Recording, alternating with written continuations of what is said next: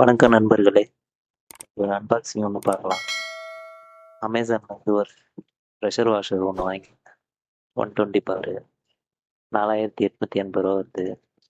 முன்னாடி வந்து போச் ஒன்று யூஸ் பண்ணியிருந்தேன். அதுவும் 120 பவர் தான். 9500 வரும் அது. ப்ரெஷர் அட்ஜஸ்ட் பண்ணுற மாதிரி ஒரு நாசில் ஒன்று இருக்குது. ப்ரெஷர் வாஷர்லேருந்து கன்னு கனெக்ட் பண்ணுற ஓஸ் ஒன்று இருக்குது.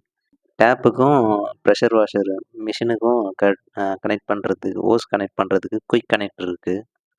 அப்புறம் பார்த்தீங்கன்னா கன் ஹோல்ட்ரு அந்த மிஷின்லேயே அட்டாச்மெண்ட்டாக வருது. அதிலேயே ஹோல்ட் பண்ணி வச்சுருக்காங்க. கன்னும் நல்லா தான் இருக்குது. கன்னோட குவாலிட்டி நல்லா தான் இருக்குது. நாசில்லாம் அட்ஜஸ்ட் பண்ணுறதுக்கு நல்லாயிருக்கு. பிளாஸ்டிக் வந்து நல்லா ஸ்ட்ராங்காக இருக்கிற மாதிரி தான் இருக்குது. குவாலிட்டி நல்லா தான் இருக்குது. சோப்பு தண்ணி ஊற்றி அடிக்கிற மாதிரி ஒரு பாட்டில் இருக்குது. இது வந்து அந்த பழைய ப்ரெஷர் வாஷரு 9500 இது வந்து 4880 வருது.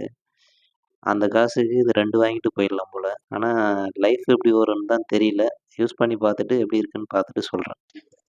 இப்போ மிஷின் ஆன் பண்ணி என் பைக் தான் வாஷ் பண்ணி செக் பண்ண போகிறேன். ப்ரெஷர் எப்படி இருக்குன்னு பாருங்கள். நீங்கள் என்ன ப்ரெஷர் வாஷர் யூஸ் பண்ணுறீங்கன்றத கமெண்டில் சொல்லுங்கள். இந்த வீடியோ உங்களுக்கு யூஸ்ஃபுல்லாக இருந்தால் ஒரு லைக் பண்ணிவிடுங்க.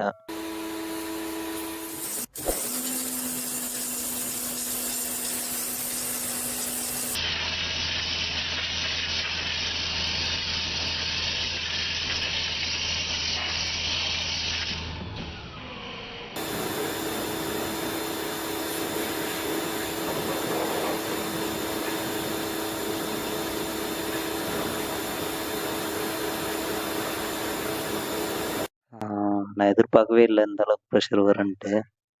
அதை விட ஒரு ஸ்டெப் கொஞ்சம் அதிகமாகவே இருக்குது ப்ரெஷரு. பார்க்கலாம், யூஸ் பண்ணி பார்க்குறேன். ஒரு 1 மந்த் யூஸ் பண்ணிவிட்டு எப்படி இருக்குது, எதனா ப்ராப்ளம் இருந்ததுன்னா சொல்கிறேன். வேறு ஒரு வீடியோவில் போடுறேன் நான். இது யாருன்னா ஏசி மெக்கானிக் இருந்தீங்கன்னா யூஸ் ஆகுன்றதுக்காக தான் இந்த வீடியோ போடுறேன். யூஸ்ஃபுல்லாக இருந்ததுன்னா கமெண்ட் பண்ணுங்கள். இந்த வீடியோ பிடிச்சிருந்தா ஒரு லைக் பண்ணிவிடுங்க. இந்த மாதிரி வீடியோ பார்க்கணுன்னா சப்ஸ்கிரைப் பண்ணுங்கள். நன்றி, வணக்கம்.